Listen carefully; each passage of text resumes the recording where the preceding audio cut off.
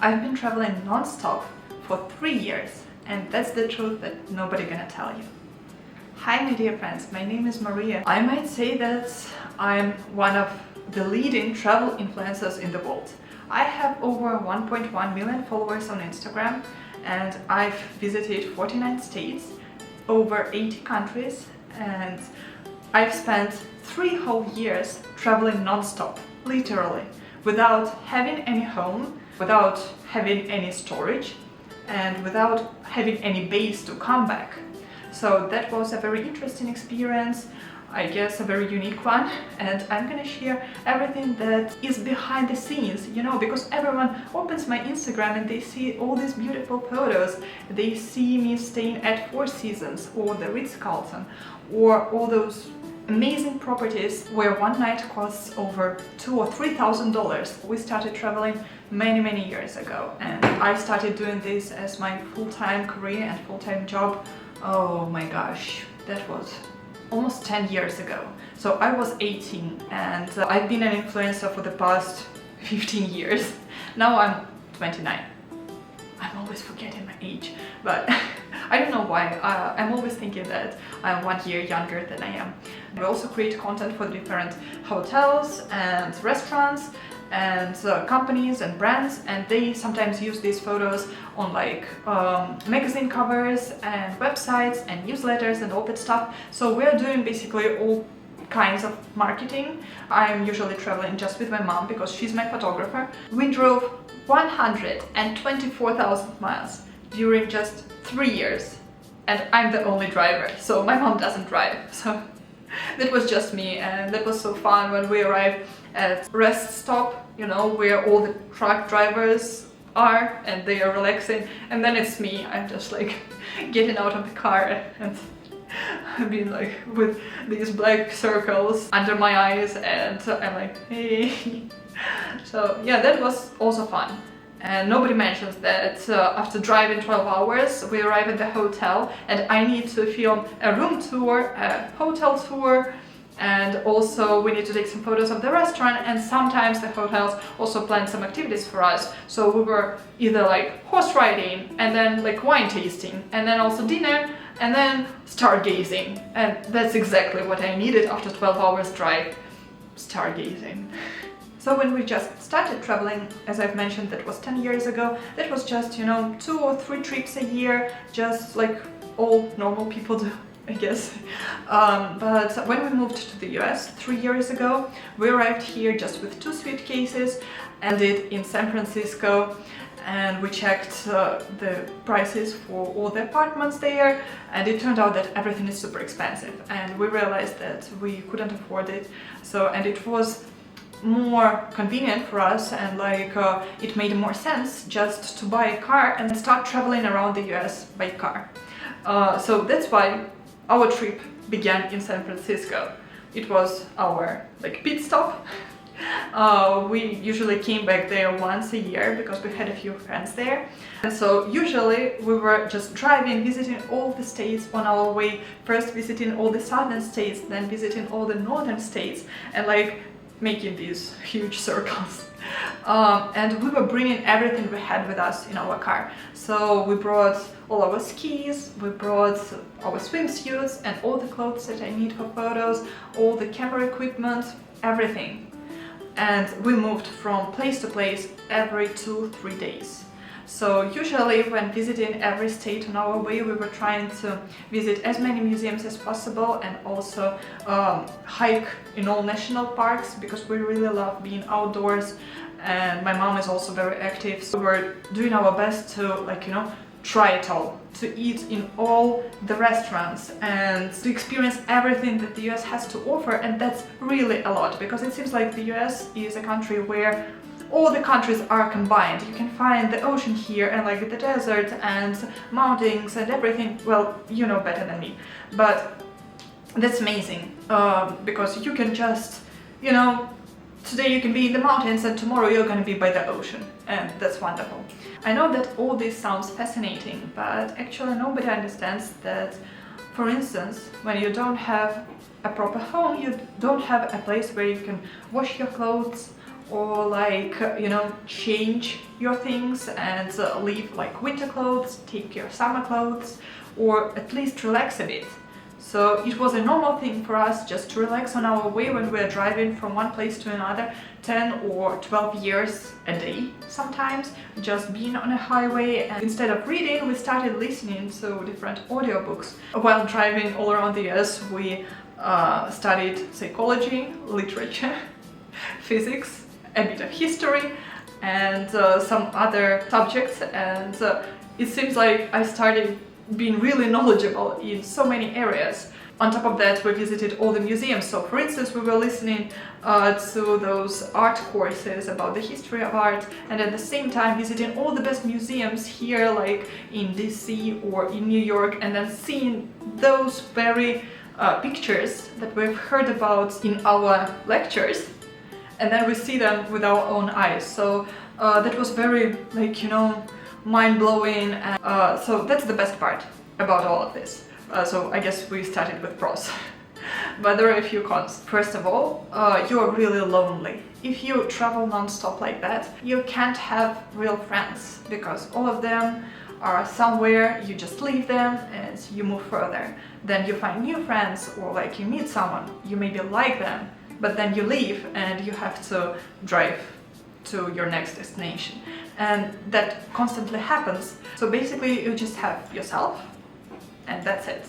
You bring yourself always with you. Your routine is never the same, and you never feel grounded, So when you wake up at a new place every single day, you can't like have what you really love for breakfast, because you usually have what there is at the hotel. And at the same time, working with the hotels means that they usually give you different activities. So for instance, we can be like swimming with sharks one day, and the next day we're like cooking sushi with a Michelin-starred chef. Or another day we are climbing a skyscraper in New York City and like leaning back like that.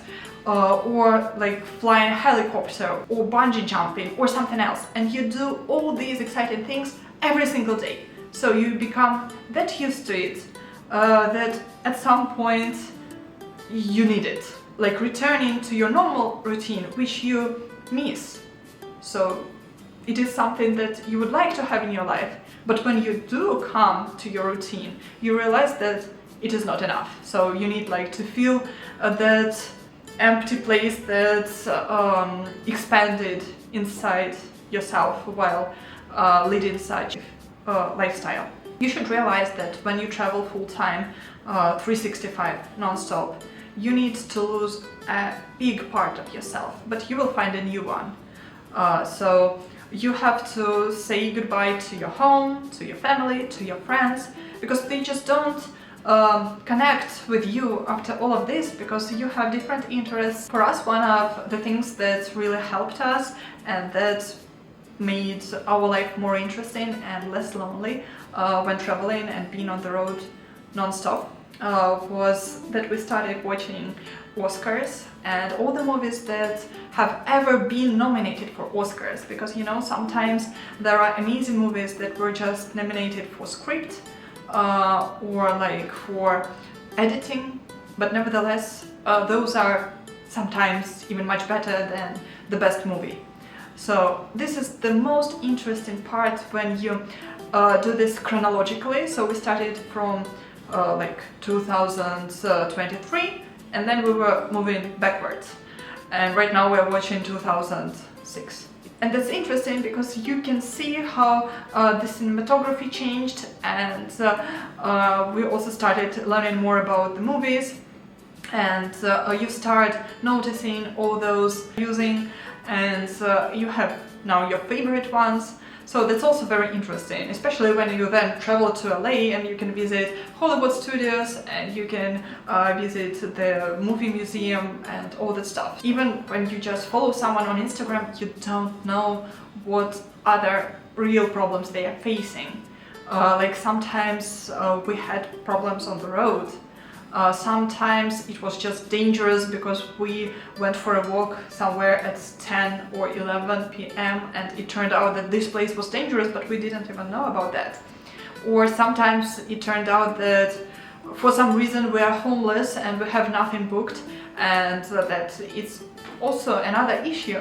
And I'm not mentioning that I had to post 3 posts a day and over 15 stories per day as well, just to keep up with our schedule and with all the hotels and all the clients and everyone. So it was like, you know, constant work. You just don't leave, and you don't have weekends, you don't have days off, nothing like that. Every single day is your work day, but at the same time you live the most interesting life you may imagine. Sometimes logistics took so much time and so much effort. So we used to travel to the ski regions in winter and spend 2 or 3 months there skiing. And it also took us some time to plan everything, like the way how we're gonna travel from Salt Lake, then to Aspen, then Vail, then Beaver Creek, then to come back to Deer Valley. Then from there we need to like drive down to Los Angeles, and then from Los Angeles to Tahoe, and then from Tahoe to Napa, Napa, Tahoe, and like this all the time. You're just constantly trying to like connect all those dots on the map. And that is also a fun thing, because you have to plan it far in advance, like maybe 5 or 6 months in advance. And it turns out that it's snowing really heavily, and you have to drive down this highway that is just full of snow. I don't know, it's like, it's almost at your knee level and sometimes even higher. And all those road services, they don't have enough time to clean the roads, and that's why you need to put on the chains, and you have to learn how to do this just like this. So this happens and you're on your knees and you're like putting these chains, and like my mom doing the same, and that's also crazy. I don't know why every time we're in Tahoe it's always very snowy and we always need chains. Tahoe is our lucky place, definitely. And then for instance, our knees, they are wet, and now I know that, by the way, if you're doing this, you can just take the mats from the car and put them under your knees, and then they won't be wet. But that's now I'm smart. I wasn't that smart before, so we were like with wet knees, and that was super cold, and after that my knees really hurt. So, you know, you constantly face such challenges on your way, and they are so small and you can't show them on Instagram, but nevertheless they make your life more complicated. Or for instance, as I've said, we didn't have any washing machines, so that's why my mom had to wash all our clothes with her hands like this, just using sinks at the hotels. And we were always staying at Four Seasons and the Ritz-Carltons, and she was just hanging all our clothes like this on chandeliers, and sometimes those luxurious fireplaces. And we even had this funny photo idea. I'm gonna show you somewhere here how it looked like. So we started taking photos of our panties that are hanging in every single weird place.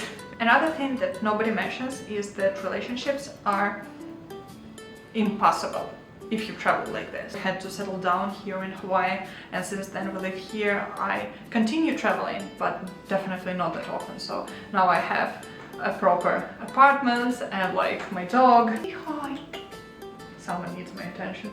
I still continue traveling, but not that often. So right now it is maybe just 14 or 15 trips a year.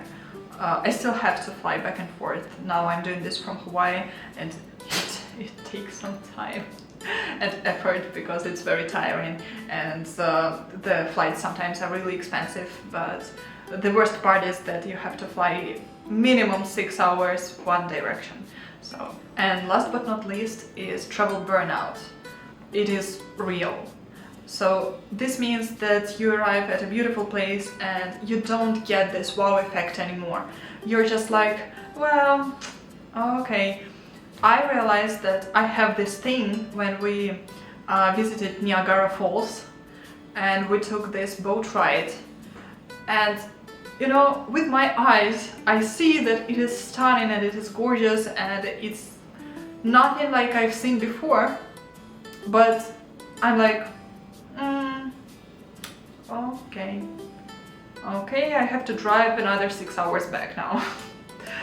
That's so tiring. Okay, I've seen it. Tick. So I guess you just need to take a break to feel this, I don't know if you say this in English, dopamine. Do you have such a word in English? So to feel this dopamine again. So yeah, that's what I had. And even after settling down, everything I wanted is just being at home, like doing nothing, doing puzzles, you know, like jigsaw puzzles, just because I wanted to feel grounded a bit. And I started also like reading manga books, just because there are so many Japanese people here in Hawaii, and I wanted to like experience again something new, but without leaving my home, I guess. We started assembling Lego, so doing all those things that you can do at home without driving somewhere another 8-10 hours. So yeah, that was just my experience, and I know that this video was a bit hectic and emotional, but I just wanted to share these feelings with you guys, and I hope that someone is gonna find it useful or funny, or it will improve your day somehow. I just enjoyed being in your company, and I guess that's the main thing. I hope that you enjoyed being in mine too. Thank you so much for your time, and thank you for your likes, and leave your comments down below if you have anything to discuss. I'd be glad to, and thank you so much. Have a wonderful day.